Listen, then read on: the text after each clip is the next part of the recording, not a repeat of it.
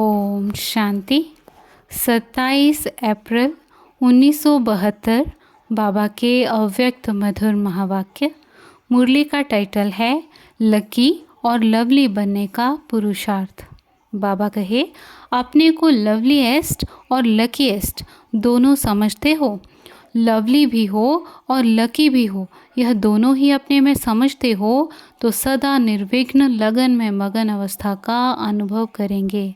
अगर सिर्फ लकी हैं लेकिन लवली नहीं हैं तो भी सदा लगन में मगन रहेंगे लेकिन निर्विघ्न अवस्था का अनुभव नहीं करेंगे। और सिर्फ लवली हैं लकी नहीं तो भी जो अवस्था सुनाई उसका अनुभव नहीं कर पाएंगे। इसलिए दोनों की आवश्यकता है। लवली और लकी दोनों की प्राप्ति के लिए मुख्य 3 बातें आवश्यक हैं। अगर वह तीनों बातें अपने में अनुभव करेंगे तो लकी और लवली ज़रूर होंगे। वह 3 बातें कौन सी हैं जिससे सहज यह दोनों स्थिति अनुभव कर सकते हो। लक को बनाया भी जा सकता है, वह बना हुआ होता है। अपने को लकी बना सकते हो, वह पहले से जो लकी बने हुए हैं वही बन सकते हैं। अपनी लक बनाई जा सकती है, वह बनी हुई के ऊपर चलना होता है। तकदीर को चेंज कर सकते हो व नहीं। अनलकी से लकी बन सकते हो। लक बनाने के लिए पुरुषार्थ की मार्जिन है। बच्चों ने कहा हाँ। बाबा कहे, तकदीर जगा कर आए हो व तकदीर जगाने के लिए आए हो।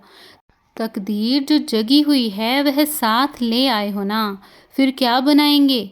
तकदीर को जगा कर आए हैं, उस अनुसार ही बाप के बने, लेकिन बाप के बनने में ही तकदीर की बात है ना। तकदीर बनाकर भी आए हैं और बना भी सकते हैं।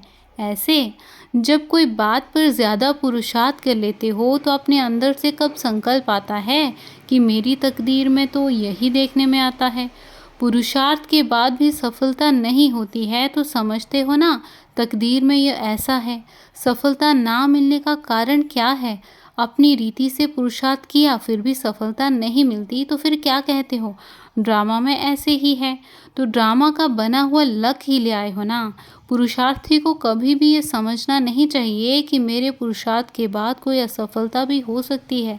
सदैव ऐसा ही समझना चाहिए कि पुरुषार्थ जो किया वह कभी भी व्यर्थ नहीं जा सकता। अगर सही प्रकार से पुरुषार्थ किया तो उसकी सफलता अब नहीं तो कब मिलनी ज़रूर है। असफलता का रूप देखकर समझना है कि यह परीक्षा है, इससे पार होने के बाद परिपक्वता आने वाली है। तो वह असफलता नहीं है लेकिन अपने पुरुषार्थ के फाउंडेशन को पक्का करने का एक साधन है। कभी भी कोई चीज़ को मजबूत करना होता है तो पहले उसके फाउंडेशन को ठोका जाता है, ठोक ठोक कर पक्का किया जाता है। वह ठोकना ही परिपक्वता का साधन है। तो कब भी अपने व्यक्तिगत पुरुषार्थ में व संगठन के संपर्क में व ईश्वरीय सेवा में, तीनों प्रकार के पुरुषार्थ में बाहर का रूप असफलता का दिखाई भी दे तो ऐसे ही समझना कि असफलता नहीं लेकिन परिपक्वता का साधन है। जैसे सुनाया था कि तूफान को तूफान न समझकर एक तोहफा समझना चाहिए। नैया में झोंके आते हैं लेकिन वह आगे बढ़ाने का एक साधन है। इसी प्रकार असफलता में सफलता समाई हुई है, यह समझकर आगे बढ़ना चाहिए। असफलता शब्द ही बुद्धि में नहीं आना चाहिए अगर पुरुषार्थ सही है तो।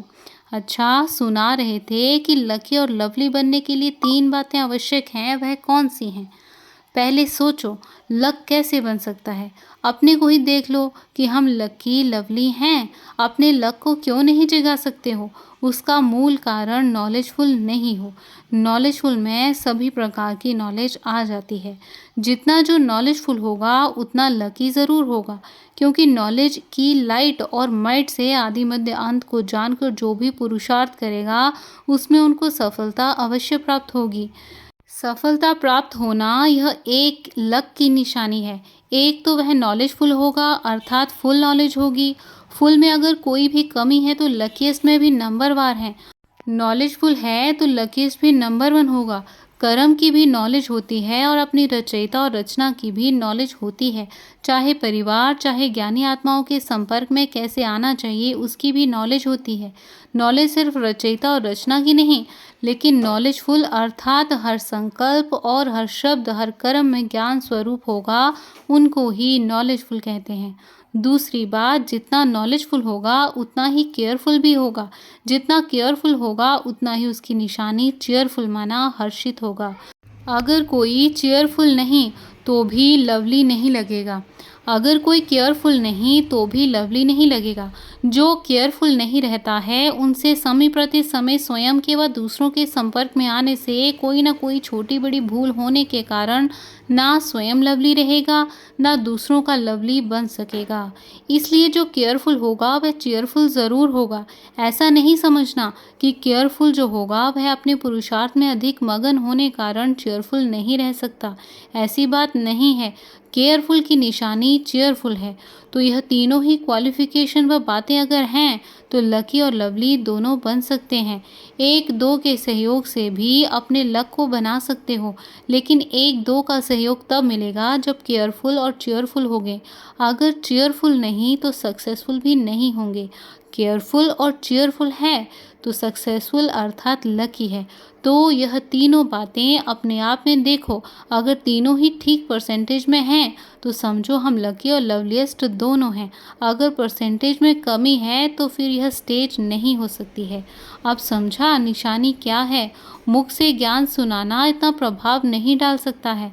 सदैव चेयरफुल चेहरा रहे, दुख की लहर संकल्प में भी ना आए, इसको कहा जाता है चेयरफुल। तो अपने चेयरफुल चेहरे से ही सर्विस कर सकते हो। जैसे चुंबक की तरफ ऑटोमेटिकली आकर्षित होकर लोहा जाएगा, इसी प्रकार सदा चेयरफुल स्वयं ही चुंबक का स्वरूप बन जाता है। उनको देखते ही सभी समीप आएंगे, समझेंगे आज की दुनिया में जबकि चारों ओर दुख और अशांति के बादल छाए हुए हैं, ऐसे वायुमंडल में सदा चेयरफुल रहते हैं। यह क्यों और कैसे रहते हैं वह देखने की उत्कंठा होगी। जैसे जब बहुत तूफान लगते हैं व वर्षा पड़ती है तो उस समय लोग जहाँ बारिश तूफान से बचाव देखते हैं वहाँ ना चाहते भी भगाते हैं। स्थान कोई बुलाता नहीं है, लेकिन वायुमंडल प्रमाण व सेफ्टी का साधन है तो लोग ज़रूर वहाँ भागेंगे। अपने आप को बचाने के लिए उस स्थान का सहारा लेते हैं, खींच कर आ जाते हैं ना। तो ऐसे ही समझो, वर्तमान समय चारों ओर माया के तूफान और दुख के बादल गरज रहे हैं। ऐसे समय में सेफ्टी के साधन को देख आपकी तरफ आकर्षित होंगे। वह आकर्षित करने वाला बाहर का रूप कौन सा है? चेयरफुल चेहरा। तो लवली और लकी दोनों होना चाहिए। कहाँ कहाँ नॉलेजफुल हैं, केयरफुल भी हैं, लेकिन चेयरफुल नहीं हैं। केयर करते हैं, केयर करते करते चेयर छोड़ देते हैं तो चेयरफुल नहीं बन सकते हैं। इसलिए जो दोनों का होना चाहिए वो नहीं होता। दोनों ही अपने में धारण करना चाहिए।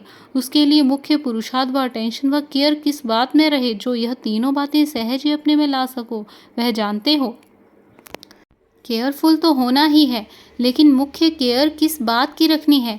केयरफुल किन किन बातों में होते हैं? भिन्न भिन्न उत्तर मिले। बाबा कहे, बाप ने क्या केयर किया जिससे ऐसा बना? वह मुख्य बात कौन सी है?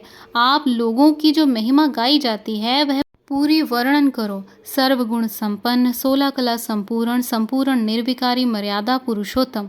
जब मर्यादाओं का उल्लंघन होता है तब ही केयरलेस होते हैं।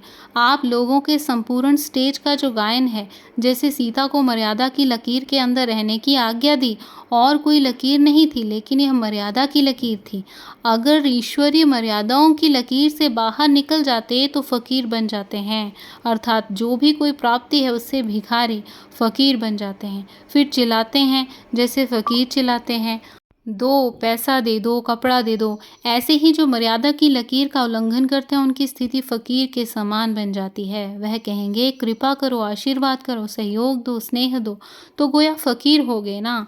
लेकिन मेरा अधिकार है उनको कहेंगे बालक और मालिकपन। अधीन होकर मांगना, फिर कोई भी चीज़ मांगने वाले को फकीर ही कहा जाता है।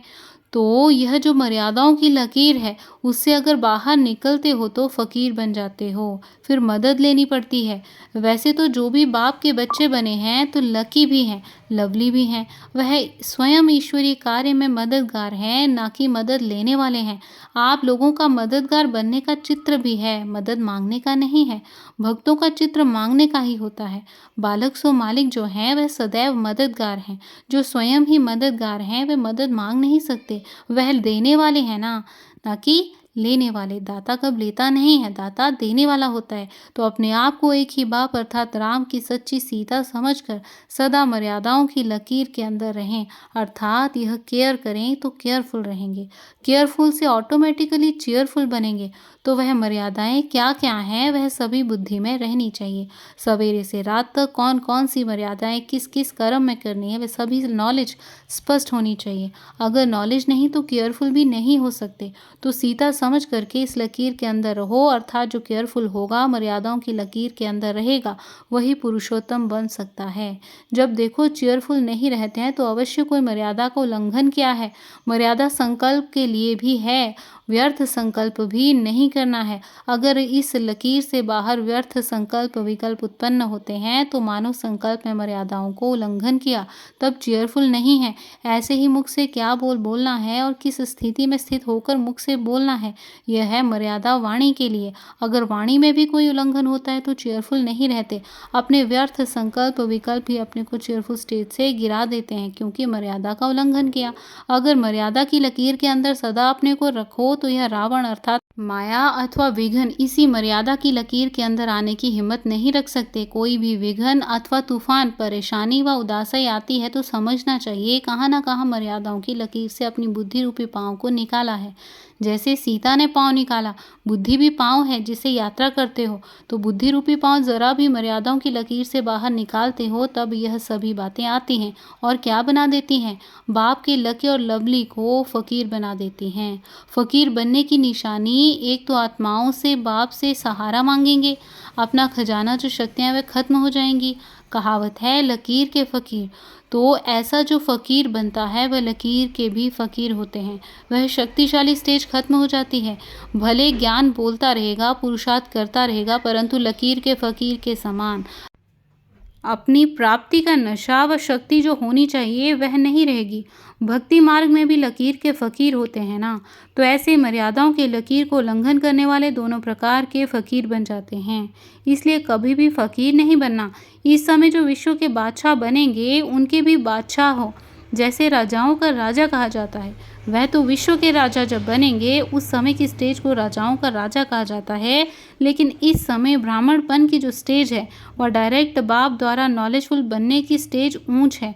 तो ऐसे स्टेज को छोड़कर फकीर बनना शोभता तो नहीं है ना। इसलिए हर संकल्प और कर्म में ये चेक करो, अर्थात केयर करो, बाहर तो नहीं निकलते। ऐसे अपने को मर्यादा पुरुषोत्तम बनाओ। ऐसे मर्यादा पुरुषोत्तम बनने के तीव्र पुरुषार्थी, नॉलेजफुल, केयरफुल और चेयरफुल श्रेष्ठ आत्माओं को नमस्ते। अच्छा, ओम शांति।